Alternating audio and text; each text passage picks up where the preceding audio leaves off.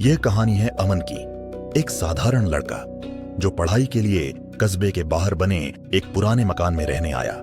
मकान सस्ता था, कमरे खाली थे और सबसे जरूरी बात, कोई रोक टोक नहीं। मकान मालिक ने बस एक बात कही थी, ऊपर वाले कमरे का दरवाजा रात 12 बजे के बाद मत खोलना।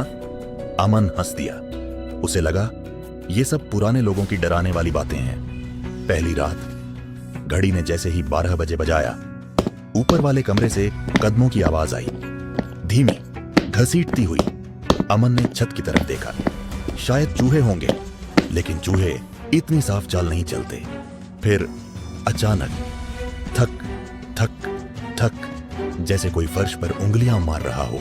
सुबह अमन ने मकान मालिक से पूछा, मैंने मना किया था। बस इतना कहकर वो चुप हो गया। पड़ोसी भी ऊपर वाले कमरे की तरफ देखने से बचते थे, जैसे वहां देखने से कुछ जाग जाएगा। शाम को अमन को एक पुरानी डायरी मिली। डायरी में लिखा था, इस कमरे में जो भी रात 12 बजे जागता है वो सुबह पूरा नहीं रहता।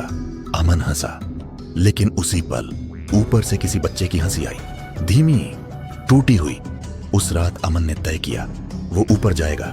जैसे ही घड़ी ने 12 बजाया, ऊपर वाला कमरा अपने आप खुल गया। अंदर एक खिलौना फर्श पर पड़ा था और दीवार पर लिखा था, मेरे साथ खेलो। अचानक दरवाजा बंद।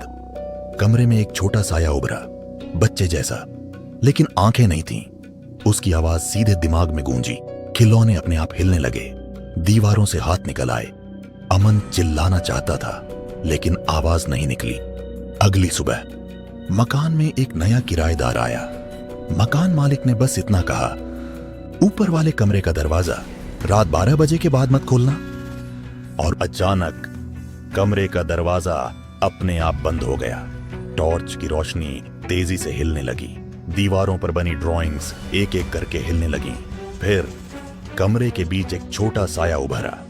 आकार किसी बच्चे जैसा था, लेकिन उसका चेहरा खाली था, जैसे किसी ने चेहरा मिटा दिया हो।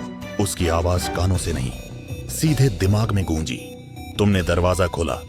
अमन पीछे हटा, लेकिन दीवार पीछे आ चुकी थी। कमरा छोटा हो रहा था। घड़ी की टिक टिक अब दिल की धड़कन जैसी लग रही थी। साये ने अपना हाथ बढ़ाया और जैसे ही उसकी उंगलियां अमन को छूने वाली थीं, अगली सुबह घर पूरी तरह शांत था। नीचे वाले कमरे में अमन का बैग पड़ा था, कपड़े, मोबाइल, सब कुछ। बस अमन नहीं था। मकान मालिक ऊपर वाले कमरे की तरफ देखा और धीरे से बोला, एक और। कैमरा धीरे धीरे ऊपर वाले कमरे की तरफ बढ़ता है। दरवाजे के नीचे से एक नया खिलौना बाहर लुढ़क आता है और अंदर से घड़ी की आवाज आती है, टिक टिक टिक।